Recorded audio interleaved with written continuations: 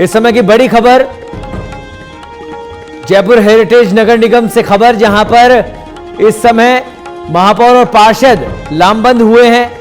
अतिरिक्त आयुक्त राजेंद्र वर्मा के खिलाफ मोर्चा खोल रखा है। अतिरिक्त आयुक्त की कार्यप्रणाली पर सवाल उठाए गए थे। महापौर मुनेश गुर्जर और पार्षदों का धरना अभी तक जारी है। अतिरिक्त आयुक्त को सस्पेंड करने की मांग की जा रही है। हेरिटेज नगर निगम में इस समय तमाम पार्षद और महापौर लामबंद हो चुके हैं। अतिरिक्त आयुक्त राजेंद्र वर्मा के इस्तीफे की मांग की जा रही है।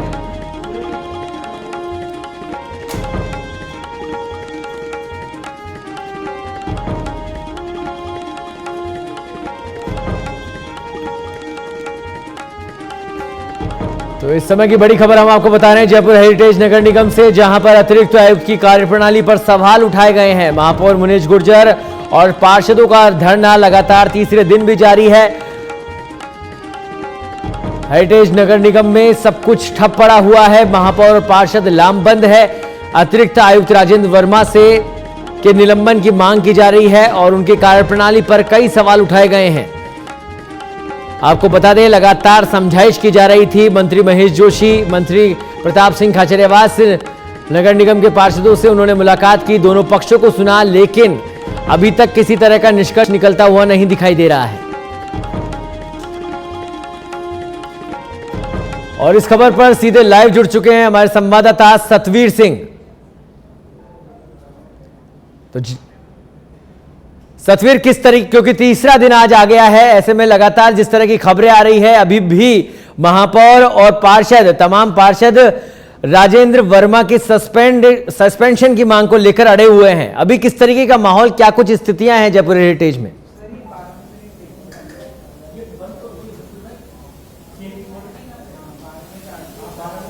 वो यहाँ पर एकत्रित है, तो इसके साथ ही जो महापौर है मुनेश गुर्जर, वो खुद धरने पर बैठी हुई है। और जिस तरीके से लगातार कार्यप्रणाली के ऊपर जो बात है वो कही जा रही थी कि जिस तरीके से काम यहाँ पर नहीं हो रहे हैं, उसके बाद में आज इन्हें जो धरने पर बैठने की जो जरूरत है वो पड़ गई है। क्या कुछ पूरा मामला है और क्या कुछ अभी इसका निष्कर्ष निकलने वाला है, इसके लिए हम बात भी करेंगे। जो महापौर है मुनेश गुर्जर जी हमारे साथ में है, हम उनसे पूछ लेते हैं कि क्या कुछ रहेगा।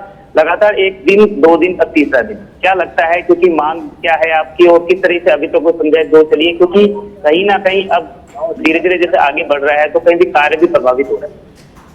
देखिए, कार्य तो पहले से भी प्रभावित हो रहा है, तभी तो हमें धरने पे बैठने की जरूरत है। उसमें हमारे एडिशनल कमिश्नर पहले भी काम मीना जो हमारे कमिश्नर थे, उन्होंने उसके ऊपर अनुशासनहीनता की कार्रवाई चलाई थी, क्योंकि वो पहले से ही ऐसे थे, लेकिन तब तक वो कमिश्नर मॉनिटरिंग कर, क्योंकि वो पहले से ही ऐसे थे, लेकिन तब तक वो कमिश्नर मॉनिटरिंग कर रहे थे। मुझे लग रहा है राजेंद्र जी शेखावत जो आए हैं कमिश्नर, उनकी मॉनिटरिंग नहीं है।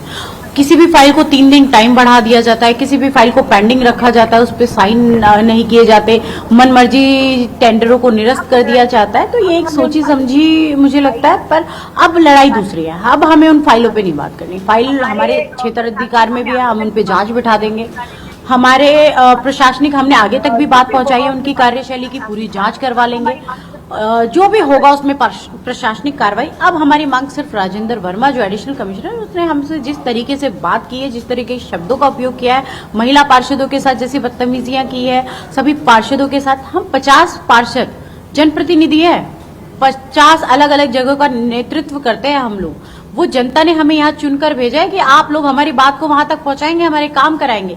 लेकिन अगर हमारा ही अपमान होता है तो जनता का भी अपमान है। तो आपको क्या लगता है कि क्या भेदभावपूर्ण नीति अपनाई जा रही है? क्या आपके जो कार्य, जो आप बातें करते हैं जिस कार्यों को लेकर, क्या वो कामों को रोकने का जो प्रयास है वो किया जाता है?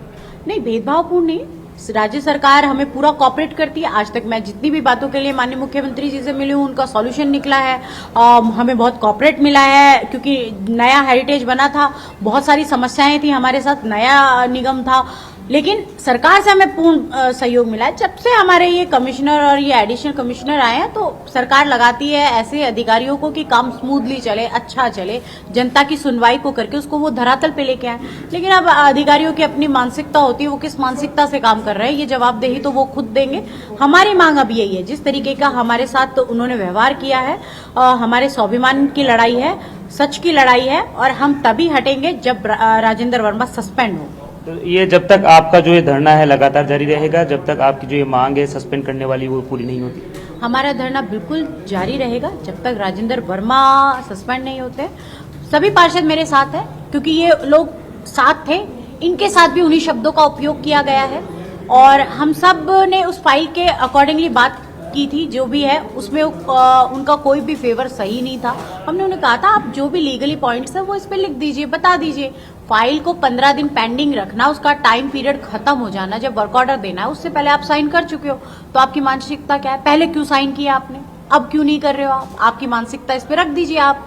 लेकिन जिस तरीके के शब्दों का उपयोग किया, ये सब खुद अपने स्वाभिमान की लड़ाई लड़ रहे हैं। लेकिन मैं ये कहना चाहूंगी, ये मेरे साथ हैं, मेरे परिवार के हैं, लेकिन मैं अकेली भी रह गई तो भी मेरे स्वाभिमान की लड़ाई लड़ूंगी। देखिए, जिस तरीके से मानसिकता बताई जा रही थी अधिकारी की और उसके बाद में जो स्वाभिमान को ठेस करने की जो बात है वो बताइए, उसके बाद में जो पार्षद हैं और जो महापौर वो यहाँ पर बैठे हुए हैं, कुछ और भी पार्षद हमारे साथ, क्या है आज की, क्या क्यों नहीं बैठी जा रही है और किस तरीके से अब 30 दिन हो गया है, तो आपको लगता है कि किस तरह से अब इसका जो समझौता है वो भी हो सकता है? आपकी मांगे भी है लगातार। देखिए, पहले तो मैं आपकी बात का जवाब दे दूं, 1 दिन 2 दिन 3 दिन हो, सवाल यहाँ दिन का नहीं है, यहाँ सवाल मान मर्यादा का है। जिस तरह का अधिकारी ने अमर्यादित भाषा का प्रयोग किया तो उसे उसकी सजा मिलनी चाहिए। दूसरी बात, जब ये जिस दिन की बात है, जिस दिन ये शुरू हुआ था, आप ही के चैनल पे इंटरव्यू चल रहा था सच बेधड़क का, उसी वक्त राजेंद्र वर्मा जी मेयर साहब की कुर्सी पे जाके बैठ गए। आपके चैनल के सामने की बात है ये, तो आप बताइए मेयर साहब की कुर्सी पे बैठना क्या है? ये क्या साबित किया उन्होंने कि मैं यहाँ का मेयर हूँ, मैं निगम को चलाऊंगा? तो इस तरह से जो जनप्रतिनिधि चुन के आए फिर उनका क्या वैल्यू रहेगी? और अधिकारियों का काम है सिर्फ सरकार के कामों को इम्प्लीमेंट करना, उनको उसमें दिमाग लगाने की जरूरत नहीं थी। अगर वो चाहते हैं कि मैं निगम चलाऊं तो आप उनको बोलो कि आप इस्तीफा दें और चुनाव लड़ें और चुनाव लड़के आ जाए सामने। जब तो आप निगम चला लीजिए, वरना जो आपका काम वो करो, उसके अलावा अगर काम करोगे तो जो काम जिसका है वो तो वो करना चाहते हैं। जी देखिए, जिस तरीके से अपनी जो बात है वो यहाँ पर रखे जा रहे हैं, महिला जो पार्षद है वो भी यहाँ पर मौजूद है। क्या लगता है अब इस बात को लेकर, क्योंकि अब नाराजगी काफ़ी है, लेकिन अभी एक तरफ जहाँ आंधी और बारिश का तूफान भी, आपको क्या लगता है कि हेरिटेज में काफ़ी जो काम भी रहता है तो किस तरह से प्रभावित भी होगा, तो उन्हें किस तरह से किया जाए?